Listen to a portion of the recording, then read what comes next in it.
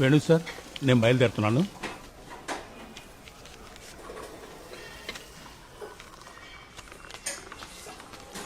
Das uncle, ఈ parcel delivery చేయాలండి. Address ఇక్కడుంది. ఓకే.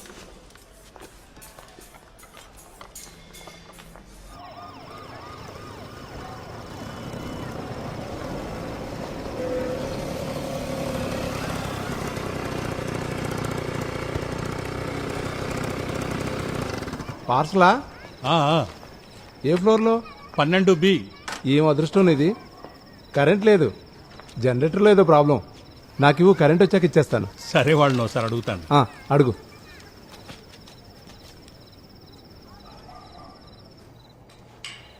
సార్, నేను హోటల్ నుంచి పార్సల్ తీసుకొచ్చాను. ఎక్కడున్నావు నువ్వు? కిందున్నాను సార్. బైక్ తీసుకురా. కరెంట్ లేదు సార్, లిఫ్ట్ వర్క్ చేయట్లేదు. కరెంట్ వచ్చాక సెక్యూరిటీ అతను తెచ్చిస్తే ఓకేనా సార్? లిఫ్ట్ పని చేయకపోతే మెట్లున్నాయిగా, బైక్ తెచ్చిపో. ఏంటి, జనరేటర్ ఆన్ అవుద్దా?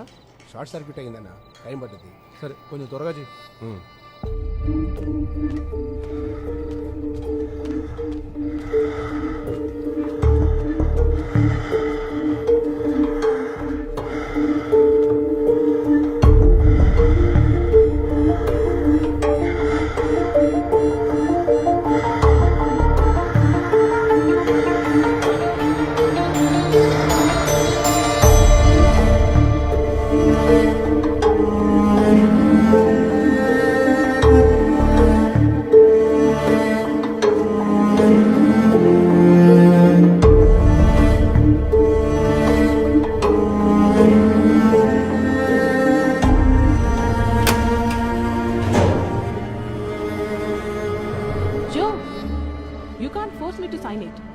నేను ఫస్ట్ డాక్యుమెంట్ మొత్తం చదవాలి.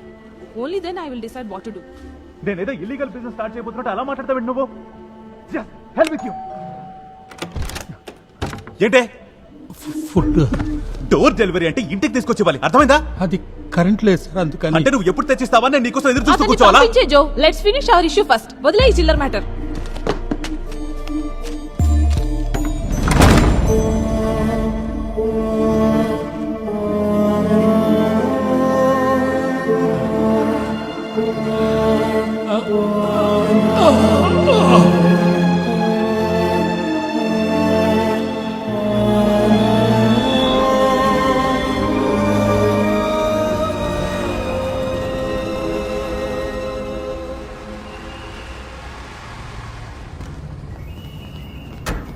సార్, నేను పార్క్ చేస్తాను.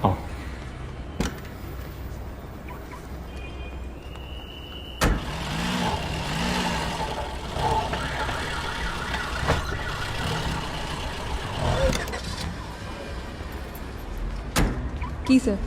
Thank you. Welcome sir. ఏంట్రా? అక్క, నాన్నకు బాగాలేదక్క, త్వరగా మెడికల్ కాలేజ్ దగ్గరికి రా. ఏమైంది నాన్నకి? ఏమో తెలీదు, నేను అమ్మ అప్పుడు అక్కడికి వెళ్తున్నాం.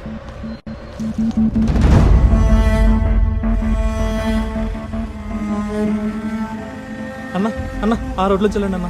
అటెందుకురా? పనుందిలే అన్న, లెఫ్ట్కి వెళ్ళండి అన్న, కొంచెం స్పీడ్గా. అన్న అన్న ఇక్కడ ఆపన్న. ఇక్కడెందుకురా?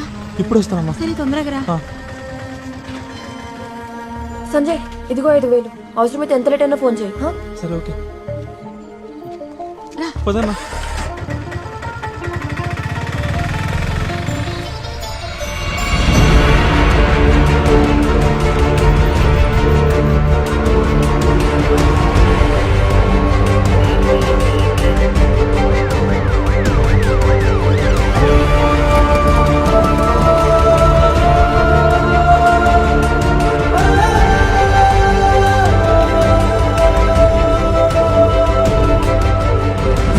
క్యాజువాలిటీ వాడు ఎక్కడ? అదిగో అదే.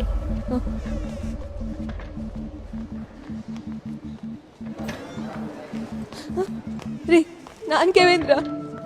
హార్ట్ అటాక్ అక్క. రా. నువ్వు వెళ్ళక్క, నేను నాన్న అలా చూడలేను.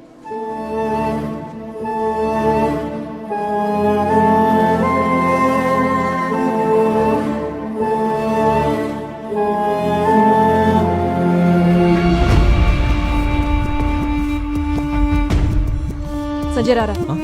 ఏమైందక్క? రా. అక్క ఎక్కడికి? రా చెప్తాను.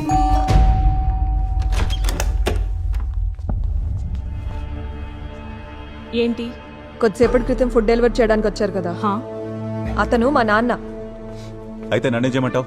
నాన్న హాస్పిటల్లో ఉన్నారు. మీరు 12 అంతస్తులు మెట్లెక్కిచ్చారు కదా, అది మాట్లాడడానికి వచ్చాం. అవునా? పోయి కేసు పెట్టు. మీ వల్ల ఒక వ్యక్తి ప్రాణాపాయ స్థితిలో ఉంటే కొంచెం కూడా బాధ అనిపించట్లేదా మీకు? ఏంటి ప్రాబ్లం? అక్క పద పోదాం. వదలరా, మనుషులేనా మీరు అసలు? ఇంత జరిగినా కూడా మీరు చేసిన కనీసం తప్ప అనిపించట్లేదా? ఇప్పుడు తప్పు నిరూపించడానికి వచ్చావా నువ్వు?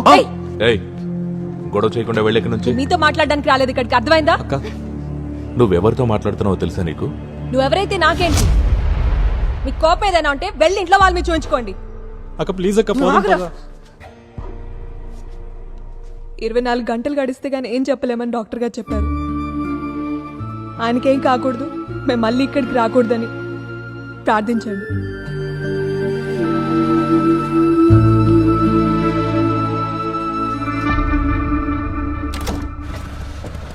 ఆ పక్క తీసుకెళ్ళాపు. అక్కడ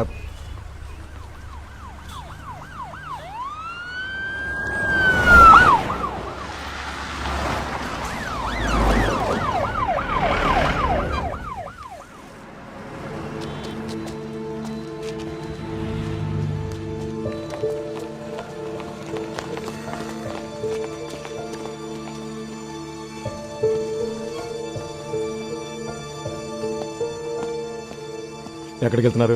సార్, మా నాన్న క్యాజువాలిటీ వాళ్ళు ఉన్నారు. ముఖ్యమంత్రి గారు లోపల ఉన్నారు, ఇప్పుడు వెళ్ళడం కుదరదు. పక్కన నిలబడండి. ఆమా, మేము హాస్పిటల్ ఎంట్రన్స్ లో ఉన్నాం.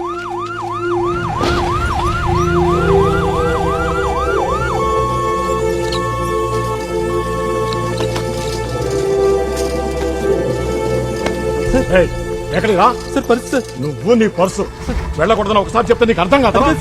సార్ పోరా.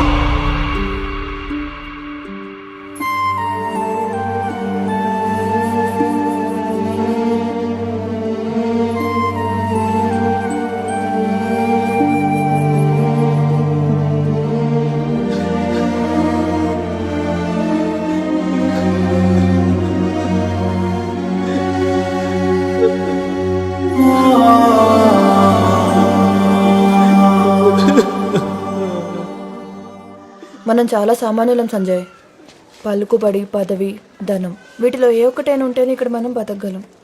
నిన్న నువ్వే చూసాగా ముఖ్యమంత్రి వస్తే ఏం జరుగుతుందో. ఉన్న సీనియర్ మోస్ట్ డాక్టర్స్ అందరూ ఆయన చుట్టూ చేరారు. పేషెంట్లకు ఏమైతే వాళ్ళకేంటి? మన లాంటి వాళ్ళని తిట్టినా పడేసుకొట్టినా అసలు ఎవ్వరు పట్టించుకోరు సంజయ్. నువ్వు కాలేజ్ మ్యాగజైన్లో రాసావు, గుర్తుందా? శక్తులన్నీ కూడా తీసుకొని పోరాడు, లేదా కనీసం నిరసన వ్యక్తం చేయని. ధైర్యం ఉందా నీకు? ముఖ్యమంత్రికి వ్యతిరేకంగా ఒక్క వాక్యం రాయగలవా?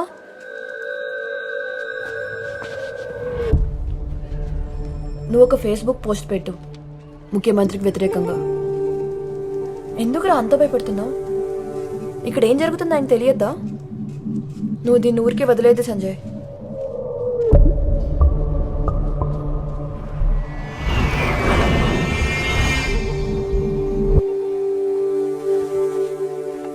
నీ ఐడి నుంచి పోస్ట్ వద్దు, ఒక ఫేక్ ఐడి క్రియేట్ చేద్దాం. ఎవరు క్రాక్ చేయలేనంత స్ట్రాంగ్ పాస్వర్డ్తో. దొరికిపోతే? దొరకకూడదనే మొబైల్లో పోస్ట్ చేయకుండా ఇక్కడికి వచ్చాం. ఈ కేఫ్ సేఫ్. హాల్లో ఉన్న సీసీటీవీలు ఏవి వర్క్ చేయట్లేదు. నువ్వు స్టార్ట్ చేయి.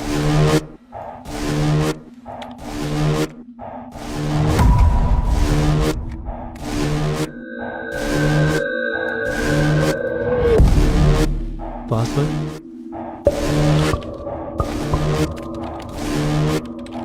ఇలా టైప్ చేస్తున్నావు, నీకైనా గుర్తుంటుంది password?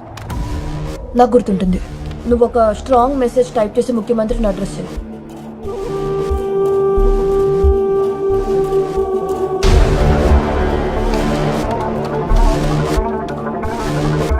Ramya, you keep writing, నేను వెళ్ళి మాట్లాడొస్తా. మనం బుక్ చేసుకున్న స్పాట్ లో వాళ్ళు పోస్టర్ అతికించారు. నేను వద్దని చెప్పినా వినలేదు. కామర్స్ డిపార్ట్మెంట్ వాళ్ళే కదా?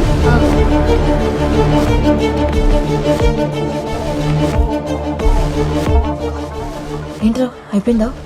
ఒకసారి చెక్ చేయండి. అదిరిపోయింది. అచ్చా యూట్యూబ్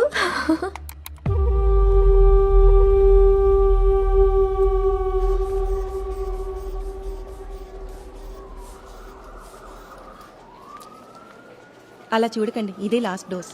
ఆ, నేను ఇంకా భోంచేయలేనురా, ఈ సలైన్తోనే కడుపు నిండిపోయింది. సిస్టర్, నన్ను ఇంటికి ఎప్పుడు పంపిస్తారు? రేపు డిశ్చార్జ్ చేసేయచ్చు. డాక్టర్ గారు రౌండ్స్కి వచ్చినప్పుడు డిసైడ్ చేస్తారు. ఎలా ఉన్నారు నాన్న? ఆ, మందులు వేసుకోవాలంటే ఇంకా హడావిడే. తినండి. ఆ. హలో నువ్వు ఆటోగ్రాఫ్లు ఇచ్చే స్టేజ్కి ఎదిగేసావు తెలుసా? నువ్వు పెట్టిన పోస్ట్ వైరల్ అయింది.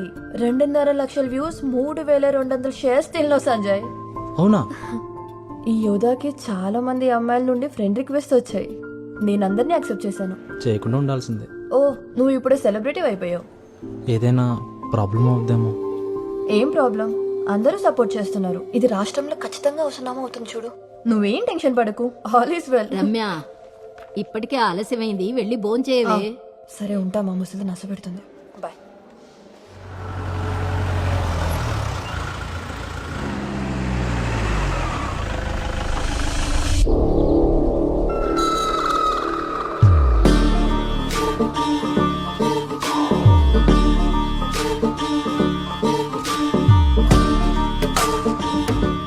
సార్, సడన్ గా మీటింగ్ అనేసరికి అందరూ కన్ఫ్యూజ్ అయిపోయారు. నీ ట్రీట్మెంట్ అయిపోయిందా? అయిపోయింది సార్, 2 రోజులైంది. ఓ వారం రెస్ట్ తీసుకొని జాయిన్ అయితే సరిపోయేదిగా. అనవసరంగా ఎక్కువ స్ట్రెయిన్ అవ్వు. సార్, జాగ్రత్తగా ఉండు. ఇదొక ఫేస్బుక్ పోస్ట్, మీరందరూ చూడాలి. ఇతను అసలు సిసలైన యోధ. ఇది నిన్న కలెక్టరేట్ ముందు జరిగిన లాఠీచార్జీ లాంటిది కాదు. ఆదివాసీలు మొన్న చేసిన ధర్నా లాంటిది కూడా కాదు. మనం ఇప్పుడు దృష్టి పెట్టాల్సింది ఈ విషయం మీదే. కానీ సార్, అదొక అనామక పోస్ట్ సార్. ఊరు పేరు ఏం లేదు. అలాంటి దానికి విలువెలా ఇస్తాం? ఈ పోస్టు పెట్టింది కూడా ఒక మనిషే కదండి. అతనేం రాశాడో చదివావా శివయ్య? ముఖ్యమంత్రి ట్రీట్మెంట్ కోసం హాస్పిటల్కి వస్తే సాధారణ జనం బయటికి వెళ్లిపోవాలా, పోలీసులతో దెబ్బలు తినాలా? ఇదంతా చాలా క్లియర్ గా రాశాడు అతను. ఇంతకంటే ఇంకేం క్రెడిబిలిటీ కావాలి శివయ్య? కేవలం ఐడి నిజం కాదనే కారణంగా అతనంత వివరంగా రాసిన నిజాలు అబద్ధాలు అయిపోతాయా? ఒక బార్బర్ కొడుకు ముఖ్యమంత్రి అయితే ఇదిగో ఇలాగే ఏడుస్తాయి. ముఖ్యమంత్రి పేరు వింటేనే వణికిపోయే వాళ్ళు కొందరున్నారు ఇక్కడ. అలాంటి వాళ్ళందరూ బయటికి వెళ్ళిపోవచ్చు. సొంత పేరు బయట పెట్టే ధైర్యం లేకపోవడం వల్ల మాత్రమే సీఎంను విమర్శించడానికి ఎవరైనా ఇలా ఫేక్ ఐడీలు వాడుకోవాల్సిన దుస్థితి ఉంది రాష్ట్రంలో. ఇది మనం చూస్తూ ఊరుకోవాలా? సీఎంకి ఇష్టం వచ్చినట్టు ఏం చెప్పినా ఏం చేసినా గొర్రెలా తలలోపడానికి కాదయ్యా జనం మనకు ఓట్లేసి గెలిపించింది. ఇది చిన్న విషయం కాదు, సాధారణ ప్రజల దుస్థితి ఇది. నిశ్శబ్దంగా వాళ్ళు చేసిన అభ్యర్థనిది. మనం వాళ్ళ పక్షాన కదా నిలబడాల్సింది. రాష్ట్రమంతా రాస్తారోకోలు, ధర్నాలు చేద్దాం, స్ట్రైక్ అనౌన్స్ చేద్దాం. అట్టుడికి పోవాలి. హే, దీనికి కూడా స్ట్రైక్ అండ్ చేయానంద్. ఇప్పటికే చాలా స్ట్రైకులు చేశాం. కేవలం ఫేస్బుక్ పోస్ట్ మనం ఈ ఇష్యూని యూజ్ చేసుకోవాల్సిందే. లేకపోతే ఏం ఇంటర్నేషనల్ ప్రాబ్లం ఉందని మనం సమ్మెకు పిలిపివ్వగలం? ప్రతిపక్షంగా మనం ఎప్పుడూ జనం పక్షాన్ని నిలబడి పోరాడాలి, అది మర్చిపోవద్దు. నేను చెప్పిన దాంట్లో మార్పేం లేదు. ముఖ్యమంత్రి రాజీనామా చేయాలి.